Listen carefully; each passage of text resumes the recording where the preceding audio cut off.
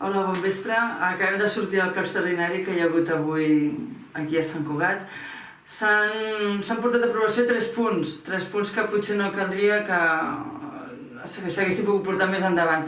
Però ja que hi són, us explicarem el nostre sentit del vot en tots 3.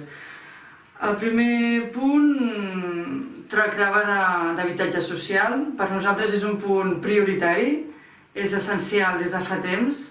L'equip de govern porta 16 anys de govern i van a remolc. Ara han tret les ganes de fer-ho. Creiem que el projecte que porten no és prou concret, falta informació, falten detalls. Hem fet una sèrie de preguntes al ple. Se'ns han explicat, però amb dubtes, i nosaltres creiem que no podem aprovar un projecte tan important com aquest sense haver-nos sentat a taula tots els dos equips, tant l'equip dels socialistes, que és qui governa, com els d'Esquerra. És per aquest motiu que ens hem abstingut. Creiem que cal treballar-lo molt. Hem demanat que el deixessin a la taula per treballar-lo conjuntament, però no ha estat possible. Ells no han volgut votar i per aquest motiu hem cregut que ens hem d'abstenir. Treballant-lo més, haguéssim arribat a l'aprovació del punt perquè és un tema primordial en el nostre programa.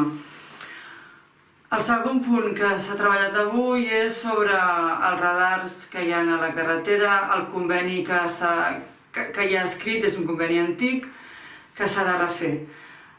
No tenim cap problema en això, hem votat a favor i el que sí hem demanat és, sisplau, que quan es treballi aquest conveni nou poder seure a la taula amb ells per poder-ho redactar conjuntament i que ja quan surti a ple ja tot estigui ben coordinat.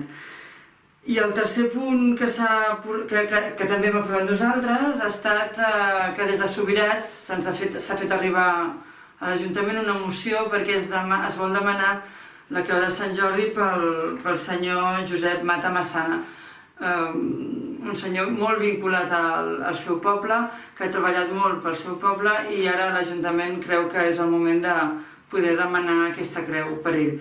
Nosaltres hi hem estat totalment a favor i aquests han estat els 3 punts que s'han votat. Creiem que, i ho hem comentat al ple, creiem que aquest ple s'hagués pogut estalviar i aquests punts portar-los al ple del mes de març, que és quan és el ple ordinari. I fins aquí les nostres explicacions. El mes que ve us tornarem a explicar més coses sobre el ple. Entre aquest vespre i demà al matí tindreu penjat el ple extraordinari d'avui. Moltes gràcies i bona nit a totes i a tots.